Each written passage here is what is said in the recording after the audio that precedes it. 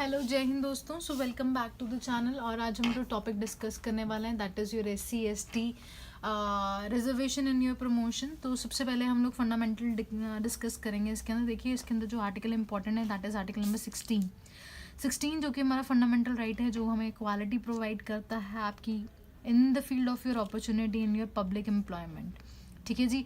उसी के बाद हम लोग पर्टिकुलरली डिस्कस कर रहे हैं कि 16 क्लॉज 4 के अंदर क्या है। हम लोगों को पता है कि हमारे जितने भी फंडामेंटल राइट्स हैं वो आपकी रिजनेबल रिस्ट्रिक्शंस के साथ आते हैं। तो यहाँ पे आपका 16 क्लॉज 4 के अंदर यही बताया हुआ है कि state can make your reservation if और इफ़ नॉट एडुकेटली रिप्रेजेंटेड। किसी आपको लगता है फील्ड के अंदर वो लोग जो हैं आपके चाहे वो SC हैं या ST हैं या आपकी बैकवर्ड क्लासेस है, अगर वो एडुकेटली रिप्रेजेंट नहीं है तो उनके फेवर में हम लोग रिजर्वेशन बना सकते हैं।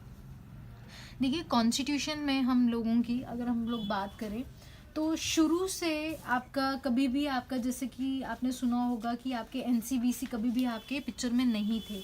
ठीक है, जैसे कि हमारा 102nd अमेंडमेंट है। बेसिकली 102nd अमेंडमेंट हमारा national commission for backward classes है।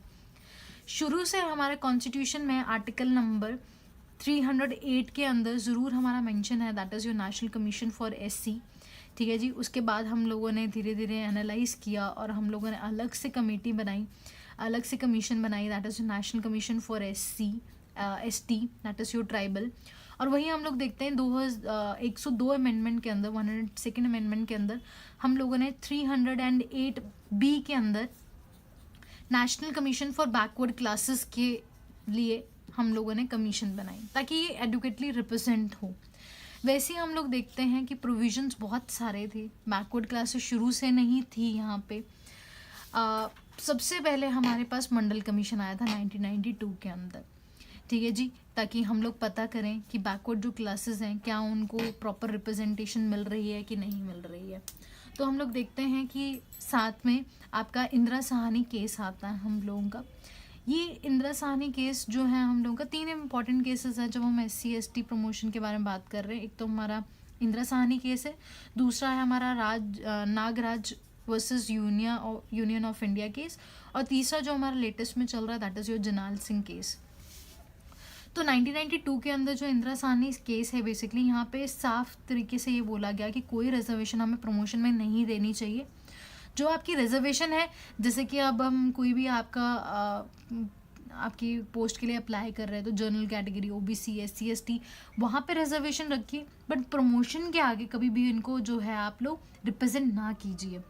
कहते हैं अगर आप कर भी रहे हैं तो ज़्यादा से ज़्यादा 5 साल के लिए ये जो प्रमोशन है आपकी वो बनाई जाए रिजर्वेशन, इसके बाद इसको रिमूव कर दिया जाए।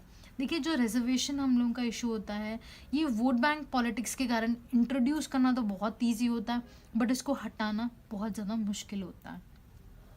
इसी के बाद देखते हैं जब आपकी जुडिशरी ने ऐसी जजमेंट दी तो आपकी 3-4 हमारी अमेंडमेंट्स मॉन्टेंट हुई। इसके 3-4 अमेंडमेंट्स हुई जो कि यहाँ पे इन्होंने बोला कि आप प्रमोशन दीजिए आप रिजर्वेशन में, बट आप लोगों को सिर्फ 77 और 82 अमेंडमेंट याद रखनी है। 77th अमेंडमेंट बेसिकली हमारा article number 16 clause 4 sub clause A था, जहाँ पे हमने रिजर्वेशन की में आपकी प्रमोशन जो है SC ST को अलाउ कर दी। वही आर्टिकल जो हम लोगों ने अभी पढ़ा ये बाद में ऐड हुआ। 82 के अंदर हमने article number 335 part 16 this is basically your special provision to certain classes, जिसी के अंदर हम लोगों ने 338 आर्टिकल भी किया। यहाँ पे ये बताया गया कि स्टेट जो है अपने कंसेशन दे सकता है ST और SC को अपनी प्रमोशंस के लिए। ठीक है जी, स्टेट भी अपने बना सकता है। और जब भी स्टेट ऐसा कुछ देती थी तो नागराज के इंदिरा साहनी केस को रेफर करते हुए हमेशा कोई ना कोई आपके रिट डाल देता था चीज़ों के बीच में। फिर आया हम लोगों का that is your Nagaraj Nagaraj case that is versus your India of union case 2006 के अंदर। इसमें जुडिशरी ने ये बोला कि आपकी जितनी अमेंडमेंट्स है 77 82 कहते ये सारी की सारी ठीक हैं, इनको अपहेल्ड करार कर दिया गया, बट द कंडीशन वो 3 कि अगर जब तक ये सेटिस्फाइड या फुल्ली आपका जो है अगर आप ये तभी आप प्रमोशन दीजिए जब ये 3 कैटेगरीज जो आपकी 3 कंडीशन है जब तक आपकी फुलफिल नहीं हो रही। तो सबसे पहली है that is your qualifiable data of backwardness, कि जिस बंदे को वो प्रमोशन दी जा रही है that belong to your backward आपकी सोसाइटी या बैकवर्ड क्लास बेसिकली, ठीक है, वो बहुत पिछड़े हुए इलाके का है। Then is your inadequacy of the representation in the service, उनकी प्रॉपर जो है रिप्रेजेंटेशन नहीं है उस सर्विस के अंदर, तब आप प्रमोशन दे सकते हैं। तीसरा clause, overall efficiency of administration should not be affected if reservation in the promotion has been broad, अगर ऐसी कोई आपकी जो है एडमिनिस्ट्रेशन में आपकी एफिशिएंसी नहीं खराब होनी चाहिए। तो यहाँ पे इन्होंने ये बोला कि एसटी और एससी को हम लोग रिजर्वेशन दे सकते हैं, बट जो लोग आपके क्रीमी लेयर को बिलोंग करते हैं उनको ये आपका क्राइटेरिया ना मिले। अब ये क्रीमी लेयर क्या है, बेसिकली क्रीमी लेयर हम लोगों के पास ओबीसी के टाइम पे ये एक पिक्चर जो आपके सामने आई थी।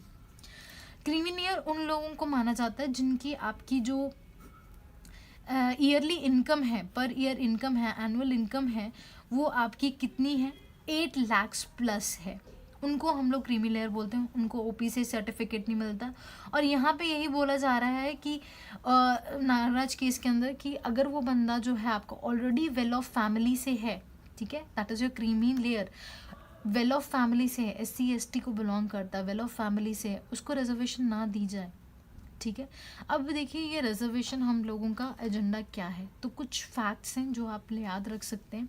2011 सेंसेक्स के अंदर हम लोगों का you can write it as a part of your facts, इन चीज़ों को मेंशन किया जा सकता है कि हमारी जो टोटल पॉपुलेशन है, ठीक है, एससी के लिए दैट इज़ 16.6%, और वहीं पे जो हमारी शेड्यूल्ड ट्राइब की जो परसेंटेज है दैट इज़ जो 8.6% है। इनमें से सिर्फ कितने लोग रिप्रेजेंट होते हैं, दैट इज़ योर 3.96% जो लोग हैं आपके उनको गवर्नमेंट जॉब मिलती है एससी के अंदर, और एसटी के अंदर 4.37% इन द गवर्नमेंट जॉब। तो ये जो आप तबका देख रहे हैं ये बहुत कम है, ठीक है जी। इसको बेसिस बनाते हुए इन्होंने बोला कि रिजर्वेशन शुड बी अलाउड। और वहीं पे आप लोग देखोगे तो ग्रुप ए और बी जो है आपका, ठीक है जी, यहाँ पे बहुत ज़्यादा अनएडिक्वेटली रिप्रेजेंटेड है, मतलब कि क्लास 1 ऑफिसर्स, क्लास 2 ऑफिसर्स जो अच्छी पोस्टों पे है, आईएएस ऑफिसर्स वगैरह, यहाँ पे इनकी रिप्रेजेंटेशन बहुत कम है। हम लोग देखते हैं आपके पीएन्स, क्लर्क, यहाँ जो ग्रुप सी की पोस्टें आ रही हैं यहाँ पे इनका जो परसेंटेज है आपका जॉब परसेंटेज, तो वो काफ़ी ज़्यादा है। तो इस चीज़ को करार किया गया कि हमें रिजर्वेशन की एक्चुअली में ज़रूरत है प्रमोशन के अंदर भी। फिर हमारा आता है 2018 के अंदर, that is your Jarnail Singh case. यहाँ पे पर्टिकुलरली एजेंडा तब सामने आया जो हमने पहले 3 कंडीशंस पढ़ी थी, उनमें से एक कंडीशन जो है उसको हटाया जाए। वो कौन सी कंडीशन थी, that is your condition of your backward classes should be removed, इनको हटा दिया जाए, क्योंकि ये जो कंडीशन है हम लोगों का बैकवर्डनेस को, इसको प्रेजेंट करना, इसका डाटा लेके आना बहुत आपका जो था मुश्किल था, ठीक है। तो यहाँ पे इसको रिमूव कर दिया गया, बट ये बोला गया कि there should be a creamy layer concept in your SC ST, जो लोग ऑलरेडी आप क्या है ऑफिसर्स हैं, ठीक है, उनके बच्चे दोबारा से इस चीज़ को ना कर पाए, ठीक है, फेवर ले पाए, तो वहाँ पे वेल ऑफ फैमिलीज़ में ये रिजर्वेशन नहीं होनी चाहिए। अब ये लेटेस्ट कंटेक्स्ट क्या है हम लोगों का, अब ये 7 नंबर जो आपकी जज बेंच है इसके अंदर ये पेश किया जा रहा है ये आपका केस बेसिकली, एंड ये बोला जा रहा है कि हमें क्या ये क्रीमी लेयर जो कंसेप्ट है आपका एससी और एसटी के बीच में एप्लीकेबल रखना चाहिए या नहीं रखना चाहिए। सो पहले तो हम लोगों को यही एजेंडा था कि हमें बनानी चाहिए भी कि ऐसी बेंच की नहीं, बट फाइनली ये चीज़ बन चुकी है and we will wait for the result now.